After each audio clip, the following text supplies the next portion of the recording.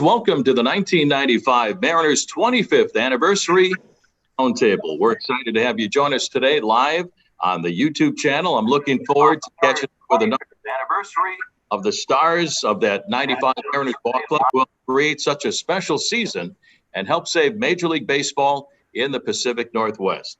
We'd also like to say thank you to all of our Mariners season ticket members for joining us today for this special gathering.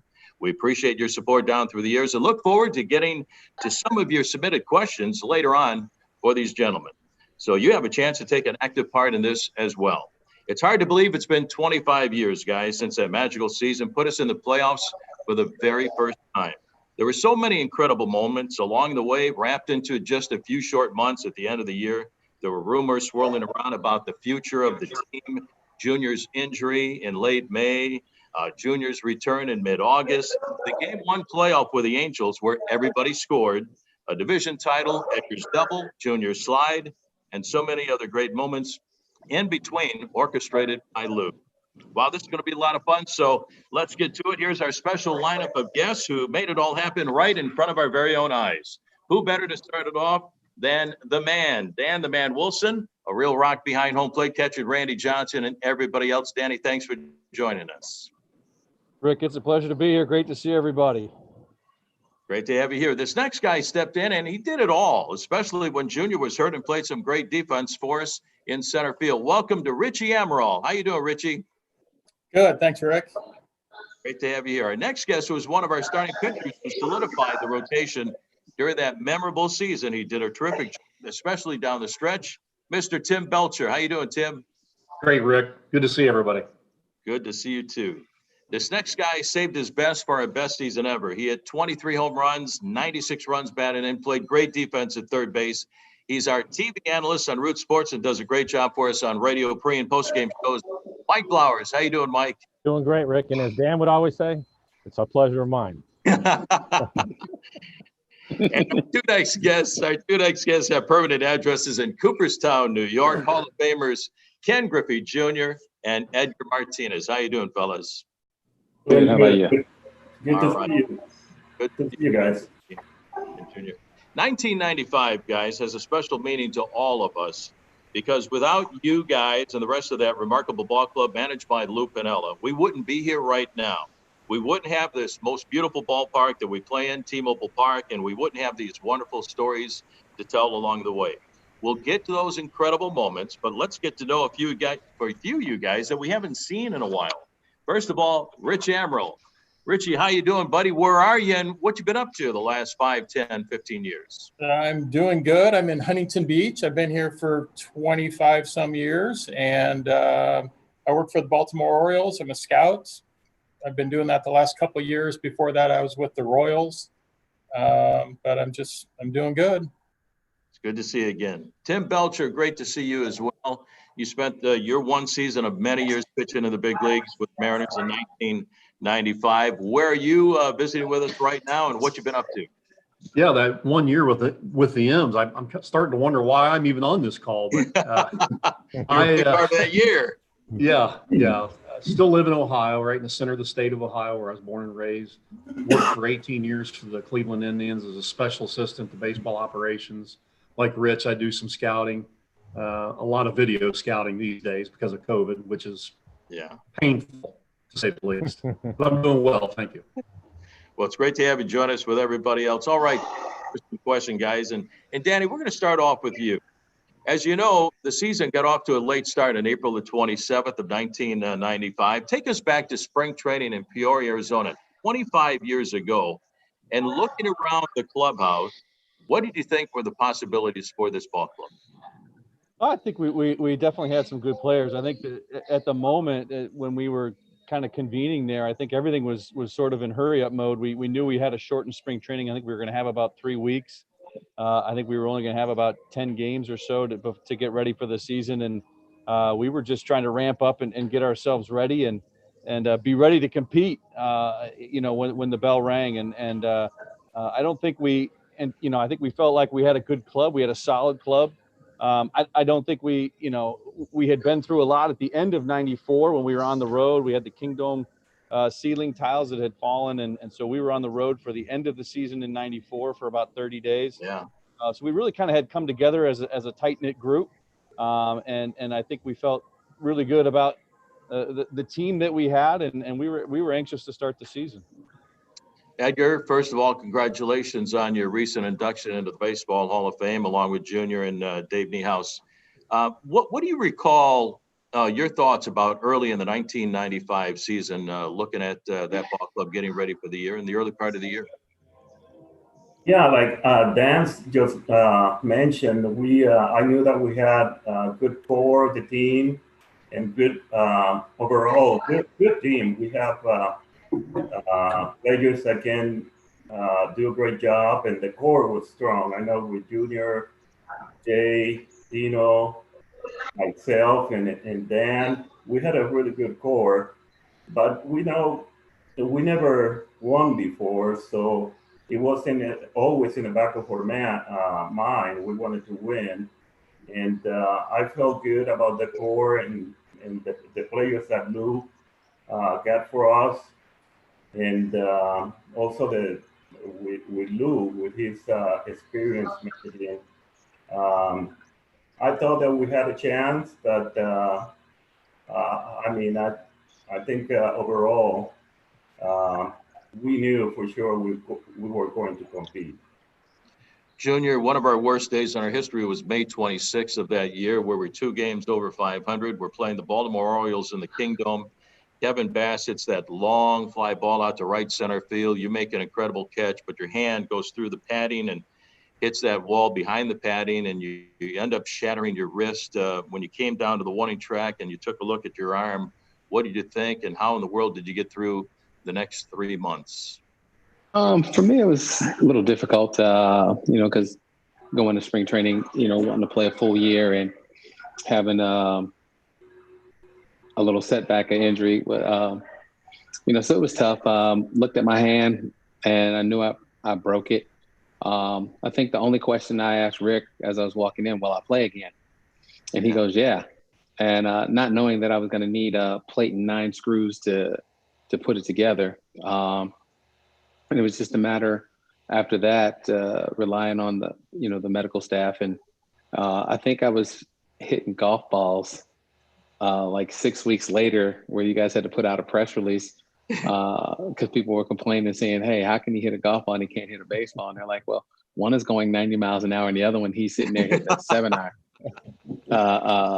So I was fortunate enough to be with a bunch of guys that I could trust. And I think that's the biggest thing that for me is, when you allow people to do what they're supposed to do, we can go a long way. Later on, when you were on the DL, you're watching the game at home. The Mariners are playing the Yankees, and the guys are starting to get a little chippy in that ball game. And then you decide to get in your car, drive to the Kingdome, get dressed, and go down to the bullpen. Can you tell us that story? Well, these are my guys. And the toughest part about being injured and you can't play is when they tell you, hey, you got rehab at 5 and don't show up at the ballpark. So I'm getting there, I'm home watching the game. All of a sudden, a couple guys get hit and they start hitting our guys. And I was like, I'm going down. And Melissa looked at me like I was crazy. Because it's, getting in the car, driving there, pulling up, running in the clubhouse, throwing on a pair of pants, don't even tie my shoes, throw on a pullover and go out to the bullpen, which is a unique perspective as it is, because I've never really sat out there other than maybe during an interview where everybody wants to keep quiet, so they sit in the bullpen. But actually watching a game out there, I don't know how pitchers can do it. I take my hat off to you guys sitting out there for 7-8 innings, not being able to do it. But I felt that this is we're a team, and if one goes, we all go. And I know the rules. If you're on a DL and you go out there on a fight, you're gonna get more time. I already got enough time. I don't know when I'm coming back, but these are my guys. I thought we signed a right-handed reliever. When Junior was out for 3 months, Rich, you and Alex Diaz did an incredible job playing defense out there in center field. What was going through your mind, Richie Amaral, knowing you had this opportunity in front of you? Uh, I remember the night it happened and going home and just kind of thinking, well, it's going to be me and Alex probably, unless I go out and get somebody. And just kind of thinking about, there's nothing that I can do that the junior is better at everything in the game than I am. I can't do anything that he can do. But I had an opportunity to play. Maybe I can just do what I can do best, and that's get on base and play some defense and just kind of play my game. And we still had a lot of guys that hit home runs, and and I tried to put it out of my head that I was replacing Junior instead of just going out there and playing, because it would be an impossible thing to do as an athlete to think you're going to go do that. Richie, in early August, the team was 13 games out of first place, and you guys started winning. The Angels started losing. You had a September to remember the signs, refused to lose. What was the mindset in September, and what was the atmosphere like in the clubhouse? And Richie, you answer, and anybody wants to jump in. Well, we were rolling. I mean, it just kind of hit us. All of a sudden, we just kept winning, and the Angels seemed like they were losing, and just this enthusiasm came, and then the fans caught on. And when you had that whole thing coming together, that month of September was just the noise and the energy and the refuse to lose and everything that happened was just unbelievable. It was magical. Yeah, I still have goosebumps, guys, from September. Tim, you came over to the Mariners in a trade on May the 15th in a deal with the Cincinnati Reds for pitcher Roger Sawkeld. I want to know, what were your first impressions of your new ball club at that point in the season, Tim? Oh, pretty good ball club. I mean, look at the guys on this call. You got a couple Hall of Famers. So, and then not to mention a guy like Randy Johnson and the year he had. I knew we were going to be a force to be reckoned with. Wasn't quite sure we were going to have to come back the way we did as late in the season as we did. But, yeah, and, you guys talked about your ears are still ringing. Man, that Kingdome could get loud. My parents and my wife's parents came to that division series against the Yankees, and they said their ears rang for a week when they got home. Wow. Tim, you played for Minnesota, you played for Sparky Anderson in Detroit. What was it like playing for Lou? I loved playing for Lou. I played for him in Cincinnati. Dan and I were together there in Cincinnati, and then again in Seattle. And my favorite manager that I played for my entire career. There's little bits of each of the managers I played for that made him special. Tommy, always the entertainer and great motivator. But Lou was probably more like me than any of the ones I played with or played for. So I think I saw his way of thinking and his way of doing things a lot more than the rest of them. I loved him. Yeah, it was a lot of fun to be around. Loved the win. Danny, you were behind the plate that year and caught Tim and a lot of great pitchers on the ball club. Norm Charlton, the sheriff, coming out of the bullpen, Chris Bosio, others. What was it like to catch future Hall of Famer Randy Johnson, especially that one-game playoff against the Angels? Pretty special. I think, Randy was probably, for me, physically one of the tougher guys to catch because he had such great velocity. He was, one of a handful of guys at the time that threw 95. Everybody throws 95 now, but he was just a handful, one of the handful of guys. And so with that kind of velocity, with the movement that he had, the 6'10" height, it made it a difficult night behind the plate to catch. But at the same time, you also knew that he could dominate a game. He could throw out 15 strikeouts without too much trouble. And you knew he was going to be in control of the game. And that made it really, really fun night in and night out. So it was a learning experience for me, for sure. And you talk about your classic power pitcher, a guy that's just going to go right at people. It was awesome to be back there and see some of the guys, see some of the lineups that the managers would run out there. They'd try to throw any right-hander they could get in that lineup. And he would change the game before he even got to the mound. Yeah. Mike Blowers, you grew up here in the Pacific Northwest. You went to the University of Washington. You make your home here. You do a great job for us on radio and television right now. You really understood the history of this franchise in the early days. How did your 1995 ball club save baseball here in the Pacific Northwest? I mean, you said it at the top of this. There was a lot going on with the club. We saw people from the front office from time to time. Somebody's dog. That's great. But we saw a lot of people from the front office, including Mr. Ellis, come by and talk to us about what was happening. So for myself, being from here, having gone to watch the Mariners as a kid with my dad, I was really concerned about what was going to happen with the club. That being said, once we put the uniform on, I never thought about it when we were playing. It was always kind of after or in the mornings that people would ask me to talk about something as far as the club goes. But it was a lot of probably extra media stuff that I had to do just because I was local. Yeah, it was something. Edgar, of course, you had the biggest hit in the history of the franchise, that double in the bottom of the 11th inning to beat the Yankees, Game 5 of the American League Division Series. Joey scored from third base, and Junior scored all the way from first base on that base hit, that double down the left field line. Can you take us through that historic at-bat against Jack McDowell in the bottom of the 11th inning, Poppy? Yeah, the previous at-bat, I had kind of similar situation, and I struck out with a split finger.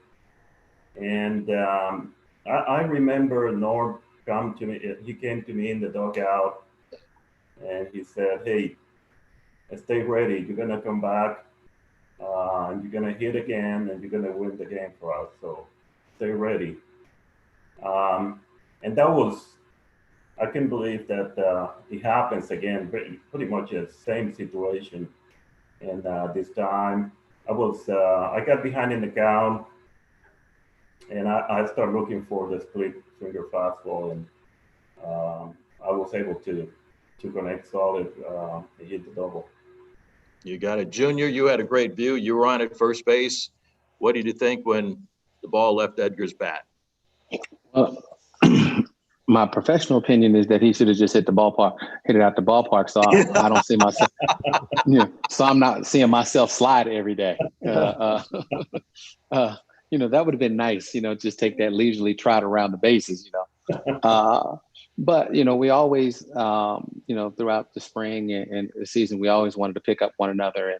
And part of it is, what we call is grabbing the mail, making sure you get those bags. And I think we all had goals to score 100 runs. And I think, when you have a bunch of guys that want to do certain things collectively as a group, it helps. And, when he hit it, I said, okay, it's my chance to score. And, I looked at third base coach, and that was it. I don't think I looked at him again. Sammy got one glance at second base, and I think the next time I saw him, he was hugging me. And but that's the thing is it was a team effort. It just wasn't, one player. Everybody did something to contribute throughout the whole season. Some bigger than others. Some took a couple months of vacation in a sling. But for the most part, we all contributed as a group. Is that the fastest you've ever run, Junior? No. I think so. You were The whole thing is not to run like that all the time. Richie, you know that. You got to do it in spurts. You can't show them all the time. You were flying, buddy. I can still hear Dave Nelson's call on Edgar's double and you scoring that run. Fellas, now it's time to get some questions from our season ticket members. We want to thank everyone who submitted them in advance, so let's get to those. This one is for Richie Amaral. It's from Robert, who wants to know, what were your expectations before the season started? And did you have any idea the team would be that good? My expectations, I think I was just a role player, and I was hoping I'd get enough at bats to feel like I'd contribute. I didn't really set any goals or anything. As a team, I knew we were good. I knew that guys were coming into their prime. I had a feeling that we, one of these years, and it might be this year, that we were going to be really good. Was I surprised it happened? The way it happened, yes, I guess so. But, I wouldn't change a thing. The year was unbelievable. It's still, to this day, it's still, gives me goosebumps when I think about it. It's very emotional still. It was the third largest comeback in the history of Major League Baseball, being 13 games out that late in the season. This next question is for Mike Blowers. And Rick, not me, but a fellow by the name of Rick wants to know, what exactly did Jay Buhner say in the clubhouse meeting about going for the wild card? Yeah, he wasn't happy about that. I think it was reporters that were talking to him about it, and somebody mentioned that because that was a thing. And to be honest with you, I think it gave us an incentive to keep playing hard and try to win as many games we were, because we were so far behind the Angels at one point. But then we started playing pretty well, and I'm not sure if Junior was back, but at that point we knew that he was close if he wasn't already back. So we were getting ready to get the best player in the game back in our team. And so he just basically threw that out there. And, you know, even for me, that's just kind of Jay. You know, he that's kind of the way he is. And I just kind of smiled and chuckled about it a little bit, not taking it too seriously until about 2 weeks later. And then Junior was back and we were rolling at that point. I think, you know, going to the ballpark every day, once we had Junior back and we knew he was healthy, he mentioned the plate and the screws. That's one thing to take batting practice, but to get in there and hit. And when he turned a heater around from John Wetland, we knew that we were off to the races. And it felt like we were going to score 7 runs every night. Yeah, that home run was huge. I think Jay said something like, "The heck with the wild card." Something like that. Something along those lines, right, Mike? Yeah, let's win this thing. So Craig has a question for Tim. He's curious, did you guys get much sleep during that run, or was the adrenaline too much? It was a lot of adrenaline. You know, every time you got to the ballpark, though, and that crowd started roaring and all those signs, you know, refuse to lose, you know, that woke everybody up. But, you know, it's always adrenaline filled when you're winning. And, you know, it seemed like we were winning every day. Yeah. And when you started seeing that gap shrink between us and the Angels, then we started getting excited. Like, you know, we got a chance to do something that is rarely done. Like you said, the third greatest comeback in baseball history. So, you know, at that point, you sleep when you're dead. You know, you get sleep in the wintertime, you know? Exactly. Hey, fellas, GM Woody Woodward made some big trades during the year. Jeremy wants to know from Dan, how did the acquisition of Vince Coleman impact the team? Well, I think obviously a player of Vinny's, you know, he was a veteran. He'd been around. He added a lot of speed for us at the top of the lineup, but a guy that had been there, a guy that had been in playoff situations. He had been around the game a long time. I think a lot of us, because we were so young, as Rich mentioned, we were just kind of coming up, and not a lot of us had been in those situations before, but Vinny had, and so he was kind of a great guy to have around to sort of help us through, kind of the grandfather that kind of taught us a lot about what it's like late in the season. This question is for you, Junior. It's from Brian. And Brian asks, who was the funniest player on the team to keep everybody loose during that run? Dry humor, Edgar. That's true. Yes. Jay, probably those two. Just because, you know, polar opposites, but, you know, one common goal to win, and just would say certain things. Even Joey would say something, you know, ridiculous sometimes. But, you know, for the most part, it was, you know, Edgar and Jay. Yeah. Yeah, Jay did some interesting things at Clubhouse. And Poppy, you made me crack up one time, your last day on the road in 2004 in Anaheim. Poppy, this one's for you. Matthew wants to know how you view the 1995 season now, looking back. And do a lot of fans want to talk to you about that season in particular compared to the rest of your career? Yeah, the 95 team and that season, definitely probably the best season as a team and myself. It's the most fun I have had on the field and playing the game. Because a group of guys we had and the way it happened, late August and September, it was like a playoff every day. And that coming to the ballpark, expecting to win every day and actually winning, it was a lot of fun. So yeah, it's probably the most fun I had on the field and the most also the season that most fans and people that I talk to, that they talk about that season is number one.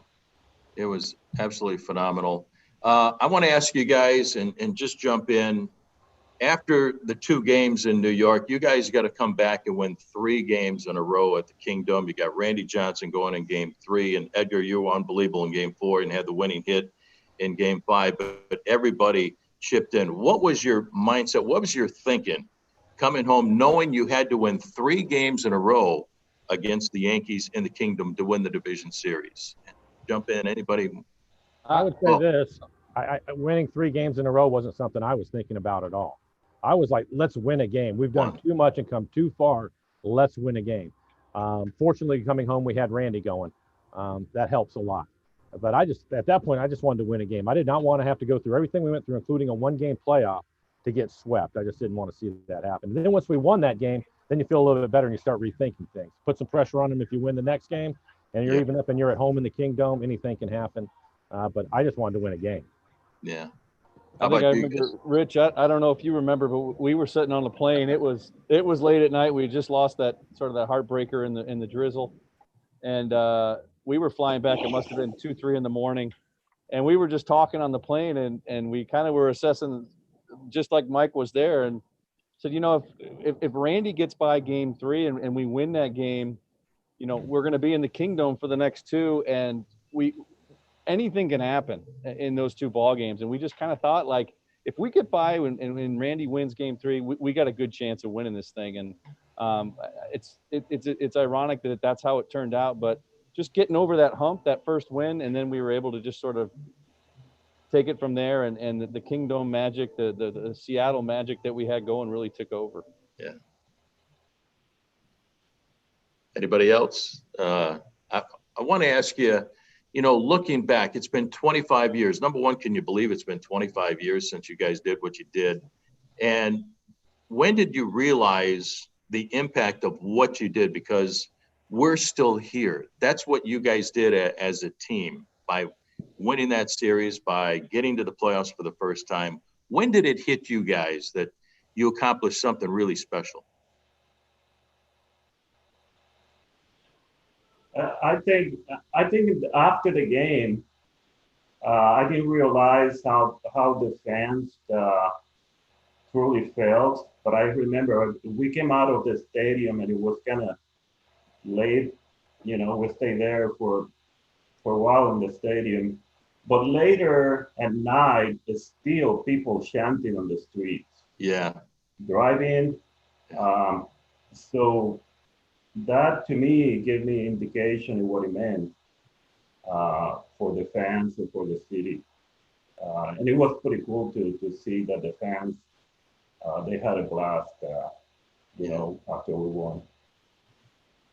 How about you guys, Danny, Junior, Richie? I think, for me, it's, being in a bus and seeing the crowd of people as you're leaving, still wanting more. I think, you talk about year in and year out, no matter where I am, people want to talk about, the 95 season.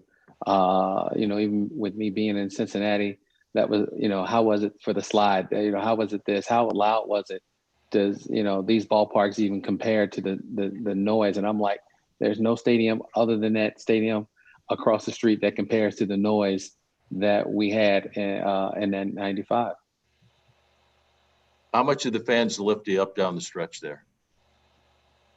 It's huge. I mean, it's huge. I mean, the fans, I don't know, for me, how hard it would be to be able to do it right now with, the pandemic going on and nobody being in the outfield and, where you're used to having conversations with fans and now anything is said, everybody can hear you. But they're a big part of, day in and day out baseball. I mean, you got 55,000 people show up or you got 5,000. What side do you get up on? When the 55, you're like, it's time to play. And when there's 5,000, you're like, but and then you have the playoffs on top of it. And for most of us, it's our first playoffs. So, the butterflies, the adrenaline, the can't sleep. I do remember, when we got home after the 2 losses that Lou didn't panic. And I think that helped a lot of us, is that he was like, hey, we're going to win. We're going to win. And I think that took a little bit of pressure off of all of us. Cause I think, like Blow said that, and Danny said it was, raining and we just lost a tough one. And, to have a manager that didn't panic, I think that helped a lot of us out. Yeah. Well, it's amazing what you guys did back in 1995. And I can't thank you enough for joining us today to revisit that most remarkable season. Taking a trip back to the Kingdome days with well over 50,000 fans screaming their lungs out, cheering you on. I can't believe it's been 25 years ago. Because of what you did, when you did, and how you did it, you guys saved baseball here in Seattle. As the late, great Hall of Fame broadcaster Dave Niehaus would say, my, oh my. Thanks a lot, guys. Also, thank you to everyone who tuned in and to the season ticket members who submitted their questions today for you. We truly appreciate it. We want you to be sure to subscribe to the Mariners YouTube channel for exclusive content, including behind-the-scenes access, interviews, highlights, and more. Fellas, thank you so much. We appreciate everything you've done for our organization and continue to do. Thanks for joining.